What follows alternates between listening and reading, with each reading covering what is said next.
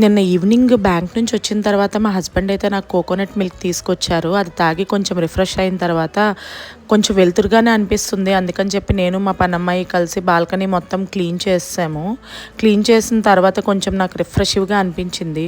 చిన్నప్పుడు ఏంటంటే మనకి సండే వచ్చేసరికి కొంచెం గేమ్స్ లేదంటే ఎంజాయ్ చేయటం ఇదే ఉండేది. ఇప్పుడైతే Sunday is only for cleaning and cooking అనిపిస్తుంది నాకైతే.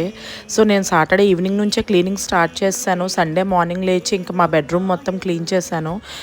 మొత్తం బెడ్రూమ్ క్లీన్ అయిన తర్వాత నాకు ఇంకా కొంచెం హ్యాపీగా అనిపించింది. తర్వాత ఇంకా బట్టలు వాషింగ్ మిషన్లో వేయడం, మా హస్బెండ్ కుకింగ్ కొంచెం హెల్ప్ చేశారు. ఇద్దరం కలిసి ఏదో కబుర్లు చెప్పుకుంటా మొత్తం వర్క్ అంతా చేసాము.